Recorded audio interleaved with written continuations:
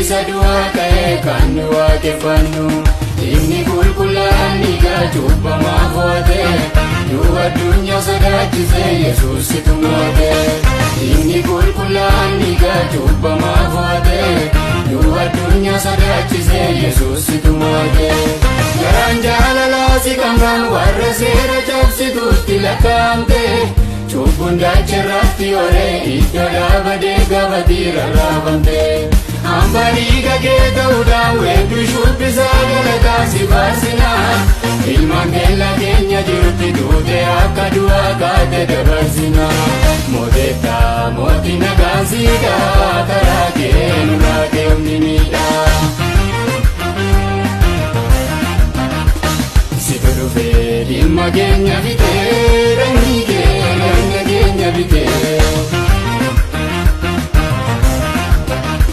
Injiruu jaalalleen akka keetti fakkeeffamu, eenyuree kan akka hoolaa qalamuutti geeffamu. Injiruu jaalalleen akka keetti fakkeeffamu, eenyuree kan akka hoolaa qalamuutti geeffamu.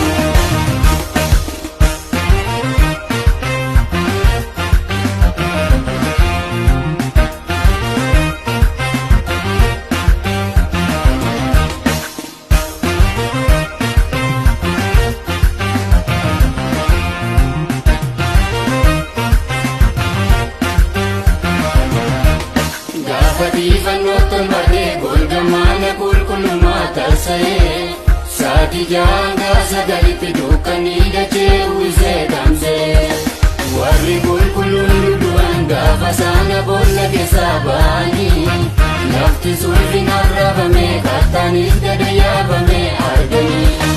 Namni yoo wabii darbeyyuu duwwatti namaan adeemu akka gee, akka nama gumaa qabu mismaaraan mukatti hodhanii argate. Namni yoo wabii darbeyyuu duwwatti namaan adeemu akka gee, akka nama gumaa qabu mismaaraan mukatti hodhanii argate.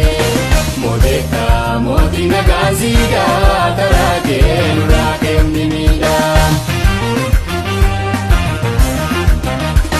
Situ dhufee dhimma keenya bitee, rangi kee ganda keenya bitee.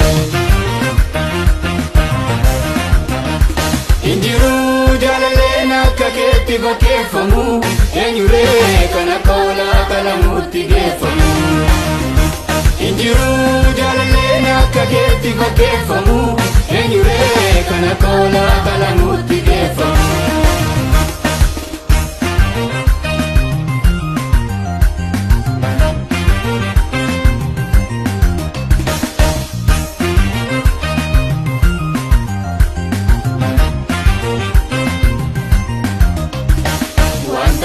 Ardii cubbantuuf taate utuu odeeffamee innumu, yakka du'a nutti muratu karaa kee nurraa tarsa'ee kan cimu. Simmaltuu dadhaaba malee wanta nutti ulfaate ofii kee fuudhattee, warra cubbuun dhidhiimessee dhiiga kee takkaa coccobee miichattee. Dhiiga keessa mudaan qabneen lubbuu warra cubbamootaa oolfamee, isa kana du'aa daree manni galgalaas karaa kee tolfame. Dhiiga keessa mudaan qabneen lubbuu warra cubbamootaa oolfame, isa kana du'aa daree manni galgalaas karaa kee tolfame. Mooteetta mootii nagaan siidha, karaa kee nurraa deemni miidha. Situ dhufee dhimma keenya bitee, rangi kee ganda keenya bitee. Injiruu jaalalleen akka keetti fakkeeffamu, eenyuree kan akka hoolaa qalamuutti geeffamu. Injiruu jaalalleen akka keetti fakkeeffamu, eenyuree kan akka hoolaa qalamuutti geeffamu.